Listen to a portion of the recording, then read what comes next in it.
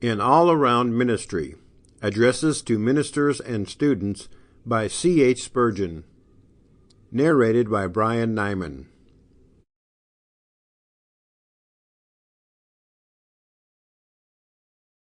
Prefatory Note. The publication of the present volume carries out a purpose which was in the mind of Mr. Spurgeon many years ago. It was his intention to issue, in this form, a selection from his presidential addresses at the annual conferences of the Pastors' College. The first address here given was delivered in the year 1872, and the last in 1890, so that the series embraces many of the most memorable utterances to the members of the old College Association, as well as 3 of the inaugurals at the meeting of the new Evangelical Association.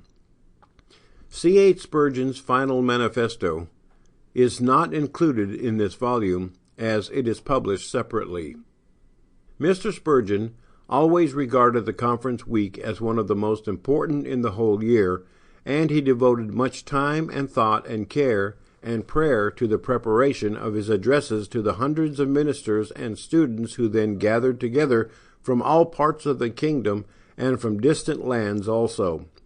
Surrounded by his sons in the faith, many of whom were his own spiritual children, and all of whom delighted to call him president, leader, brother, friend, he spoke with a freedom and a homeliness which could never be excelled, nor hardly equaled, in any other assembly, and the addresses themselves supply abundant evidence of the solemn responsibility which he felt in speaking to such an audience, and of the faithfulness with which he discharged that responsibility.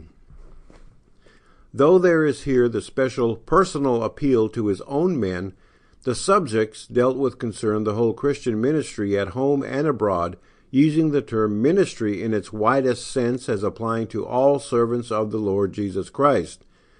The clergy and ministers of all denominations, home and foreign missionaries, open-air preachers, Sunday school and Bible class teachers, tract-distributors, and Christians of all ranks will here find much that will help them to exercise that all-round ministry of which Mr. Spurgeon himself was so earnest an advocate and so bright an example.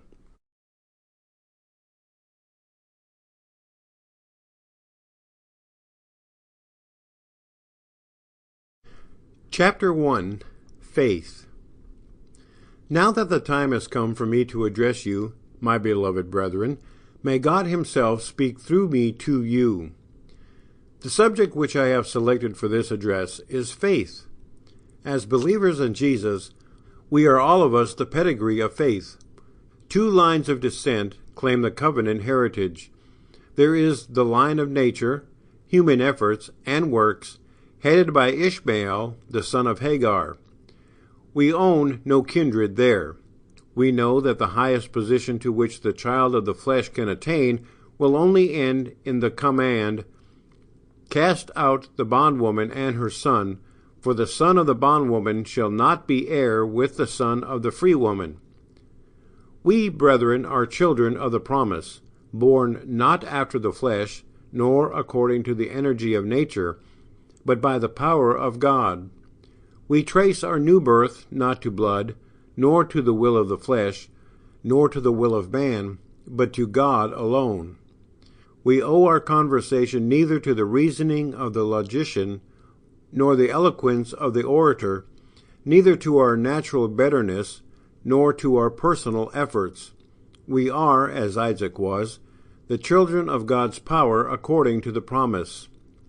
Now, to us the covenant belongs, for it has been decided, and the apostle has declared the decision in the name of God, that to Abraham and his seed were the promises made.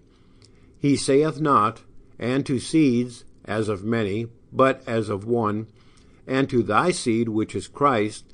And if ye be Christ, then are ye Abraham's seed, and heirs according to the promise.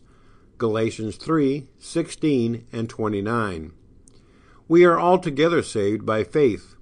The brightest day that ever dawned upon us was the day in which we first looked unto him and were lightened. It was all dark till faith beheld the Son of Righteousness. Sample complete. Ready to continue?